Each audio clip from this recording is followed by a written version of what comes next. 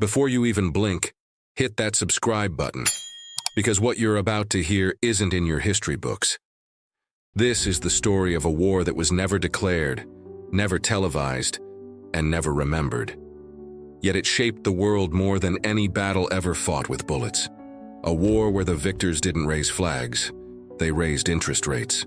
A war fought not with tanks, but with oil, debt, and silence. Stay till the very end, because the last revelation in this story will change how you see every crisis you've ever lived through. They called it peace, but it wasn't peace. It was control disguised as cooperation. The end of World War II didn't end conflict, it evolved it. A new global elite realized something extraordinary. You don't need armies to rule the world. You just need to control what armies need to fight. Money, energy, fear. The battlefield shifted from muddy trenches to marble boardrooms. Instead of generals, there were bankers. Instead of soldiers, there were economists. And instead of blood, the weapon of choice was debt.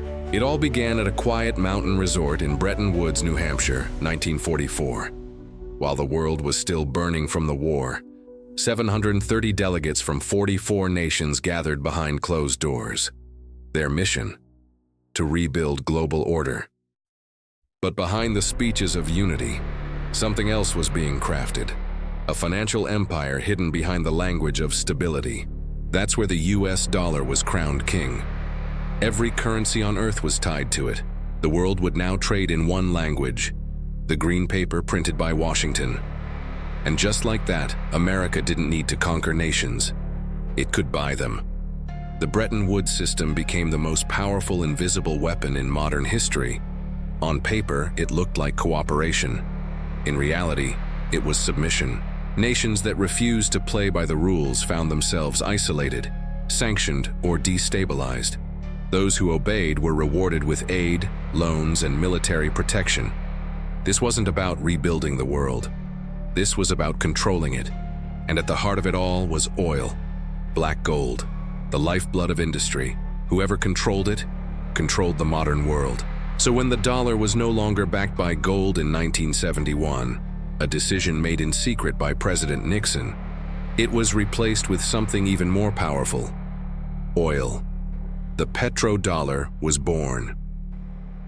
The United States struck a deal with Saudi Arabia, the biggest oil exporter, to price all oil sales exclusively in US dollars. Every nation on earth now needed dollars to keep their lights on, to fuel their armies, to survive. Think about that for a second. Without firing a single shot, America made every country dependent on its currency. The dollar wasn't just money anymore. It was a weapon, the most silent, devastating weapon ever created. But here's where it gets darker. Every empire in history used violence to enforce dominance. Rome, Britain, the Mongols. But this was something new. This was financial warfare, invisible, quiet, and merciless. Nations didn't even know they were under attack until it was too late. When a government refused to bend, its currency collapsed overnight. Mysterious coups erupted, or its oil suddenly lost its market. And when a nation obeyed, loans flowed in from the IMF and World Bank, both born from that same 1944 meeting. Loans so massive that no country could ever truly pay them off. Instead, they paid forever, in loyalty. Welcome to the world of economic colonies, nations that appear free, but are enslaved by their own signatures. By the 1980s, this system had evolved into something almost sentient. Crises were no longer accidents, they were opportunities. Inflation, sanctions, recessions, even wars, all became tools in this silent conflict. The same institutions that rescued nations were often the ones that designed their downfall. You see, war never really ends. It just changes its costume. The battlefields of the 20th century were replaced by markets, currencies, and contracts. And the most terrifying part? You are living inside this war right now. Every time your government takes a loan, every time oil prices rise, every time interest rates shift, someone, somewhere, makes that decision. Someone invisible, someone unelected, someone powerful enough to make or break entire economies overnight. This is why the wars of the future will never be about ideology or territory. They will be about who controls the flow of money and energy. So stay with me, because in the next chapter we'll expose how modern nations are still fighting this invisible war every single day. How countries like Russia, China, and even the US itself are now locked in a new global chess game, one that could collapse the entire financial order if just one piece moves wrong. And when that happens, it won't be a war fought with guns. It'll be a war fought with zeros, pipelines, and fear. If the Bretton Woods system built the fortress, then the Cold War was the perfect smokescreen to expand it. Two superpowers, the United States and the Soviet Union, appeared to be locked in an ideological struggle.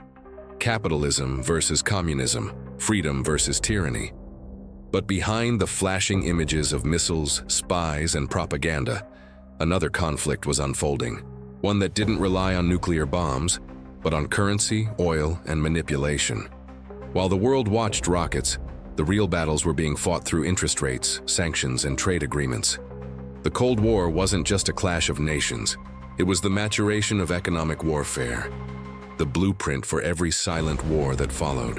When America abandoned the gold standard in 1971, it didn't just free the dollar, it unleashed it. Now the United States could print infinite money, as long as the world kept demanding oil.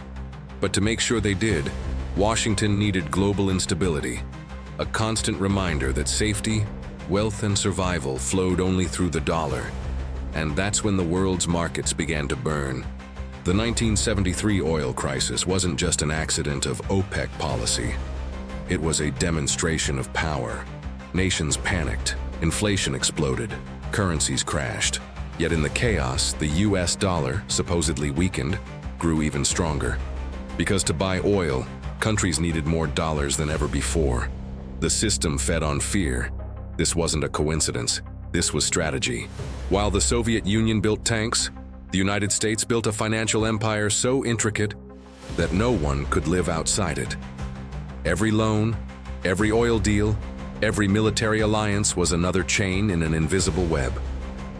And within that web, the true masters of war weren't politicians or generals. They were the central bankers, energy magnates, and policymakers whose decisions rewrote the future of entire nations. The Cold War became a performance, a distraction. Every headline about nuclear arms hid another story about currency crises and energy manipulation. Remember the Latin American debt crisis of the 1980s? The one that devastated economies from Mexico to Argentina? Most people think it was poor management. But what if it wasn't? What if it was manufactured? A warning to other nations about what happens when you try to escape the dollar's grip, because those who tried paid the price. Countries that attempted to nationalize their resources or resist foreign financial influence found themselves strangled by coincidental recessions, revolutions, or leadership changes. A president would be overthrown, a new, friendly government would appear, and suddenly, the IMF was there with a rescue package ready to help rebuild what they themselves had helped destroy. It was economic warfare, disguised as aid. In this silent battlefield, words like democracy and freedom became weapons of persuasion, and debt became the leash. The global South, rich in resources but poor in leverage, became a laboratory for these tactics. Africa, Asia, Latin America, all wrapped in financial chains made of good intentions and fine print. Meanwhile, the Soviet Union was collapsing, not because it was defeated militarily, but because it lost the economic war. When oil prices fell in the 1980s, driven by secret deals between Washington and Riyadh, the Soviet economy imploded. Its empire cracked from within. And when the Berlin Wall finally fell, most people thought it was the victory of democracy. But in truth, it was the triumph of financial dominance, because as the tanks were rolled away, another invasion began. An invasion of corporations, privatization deals, and Western banks. The markets of Eastern Europe opened overnight, swallowed by Wall Street investors and IMF reform packages that looked like salvation, but bled nations dry. Once again, no bullets were fired, yet an entire half of the world changed allegiance. That's not politics. That's power. And while the 1990s celebrated globalization, what it really meant was standardization. One currency system, one trade order, one financial god. But like every empire before it, this one had cracks, because controlling money isn't the same as controlling trust. The more people began to question the system, from journalists to presidents, the more desperate it became to maintain its illusion. The attacks weren't always external. Sometimes the war came home. The 2008 financial crisis wasn't the first time the system collapsed under its own weight, but it was the first time the entire world felt it at once. Trillions vanished, homes were lost, banks were bailed out, and the same institutions responsible for the destruction somehow emerged richer and more powerful than before. Why? Because in this silent war, destruction is profitable. Every crash transfers wealth upward. Every bailout consolidates control. Every crisis deepens dependency. And through it all, the same quiet alliance endured between governments, banks, and energy conglomerates. The wars in the Middle East that followed weren't only about ideology. They were about pipelines, petrodollars, and protection of an aging empire. Whenever a nation hinted at trading oil in euros, gold, or yuan, chaos followed. Leaders who defied the system didn't live long. Regimes that challenged it mysteriously fell apart. And yet, through all the chaos, the illusion of peace remained. Because this wasn't a war meant to be won. It was a war meant to be maintained. A constant balancing act where fear kept the machine running. You were told the Cold War ended in 1991. But what if it never did? What if it simply changed its name? From communism versus capitalism, to independence versus control. This is the war that wasn't fought with guns. This is the war that built the world we live in. And as we move forward, into the age of digital currency, artificial intelligence, and new superpowers rising, the battlefield is evolving once again. Because the next phase of this war won't be fought over oil or paper money. It'll be fought over something far more dangerous. When the last Cold War ended, most of the world breathed a collective sigh of relief. No more nukes on standby, no more spies hiding in plain sight. But while the world celebrated peace, something else was being quietly born. A new kind of weapon, invisible, borderless, and infinitely more powerful than bullets or bombs. Information. At first it seemed harmless, even liberating. The internet connected people, ideas, and economies faster than anything in history. Nations that were once isolated suddenly found themselves part of a global marketplace. Money, now digitized, could move across borders in milliseconds. But here's the catch: whoever controlled the flow of that data controlled everything. You see, if the 20th century was about oil and gold, the 21st is about information and algorithms. Every click, every purchase, every single "I agree, you've ever tapped" built a new kind of currency. You.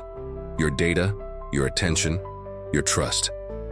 And just like with the dollar, a handful of powerful entities found ways to turn that invisible resource into a weapon of control. The same financial networks that once ruled the markets, banks, hedge funds, multinational corporations, evolved into something far more elusive: tech empires. They weren't just selling products, they were shaping reality. The digital battlefield was born not in war rooms, but in server farms. Information became the new oil, mined through social networks, search engines, and the devices you carry willingly. Every photo, every message, every late-night Google search, a single drop of data, feeding a system designed to know you better than you know yourself. But here's where the story takes a darker turn. Because just like the financial empires before it, this new empire learned the same old lesson. Control thrives on dependency. At first, they made life easier. Convenience, efficiency, entertainment. Then they made it necessary: banking, healthcare, education, identity. And finally, they made it inescapable. Today, every nation's economy, every citizen's movement, every company's survival depends on a fragile digital network, owned not by governments, but by corporations. Think about it. The average person doesn't know who actually owns the cloud where their memories are stored. where their paycheck goes, or how their online footprint is used to calculate their credit score, insurance premium, or job eligibility. We traded privacy for comfort and power for convenience, and just like that, a new form of empire was born. Not ruled by kings, not run by armies, but maintained by algorithms that decide what you see, what you buy, and what you believe. They don't silence dissent with guns, they bury it with noise. They don't need soldiers, they have servers. They don't need prisons, they have addiction. And like every empire before it, the goal remains the same. Control the narrative, control the people. Behind the screen, the lines between finance, surveillance, and politics began to blur. Corporations that handle trillions of dollars also manage global communications. Data analytics firms that shape elections are funded by the same banks that engineer recessions. Even nations themselves became dependent on this private infrastructure. Governments now have to buy their own power back, paying tech firms to spy on their own citizens, buying data they themselves allowed to escape. But perhaps the most chilling part isn't who controls it, but how invisible this new war has become. This is not a battle fought in daylight. It's waged in milliseconds, in transactions, algorithms, and unseen code. An information war where your opinion, your vote, and your behavior are the ammunition. And the most dangerous part? It's a war you don't even realize you're fighting. Today, this new empire doesn't need colonies. It needs users. It doesn't seize land. It seizes bandwidth. It doesn't raise flags. It raises engagement rates. And slowly, nation-states themselves are losing sovereignty to a higher, quieter power. A digital elite that doesn't answer to laws, only to profit. The same financial giants that survived every crash and crisis are now merging with data companies, AI startups, and surveillance tech. BlackRock, Google, Amazon, JP Morgan, all intertwined, all feeding the same global network of influence. It's no longer just about who prints the money. It's about who programs the world. And if you think this sounds like science fiction, look at China's social credit system, where data determines freedom.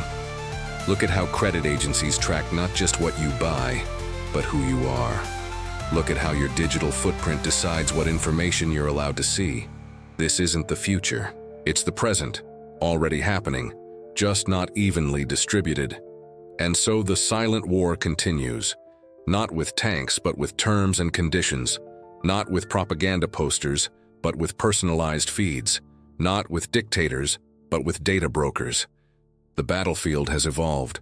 The soldiers are now coders, the generals, CEOs, and the weapons, invisible strings of code that shape entire societies. As nations race toward the next phase, digital currencies, AI governance, biodata integration, the line between freedom and control is disappearing.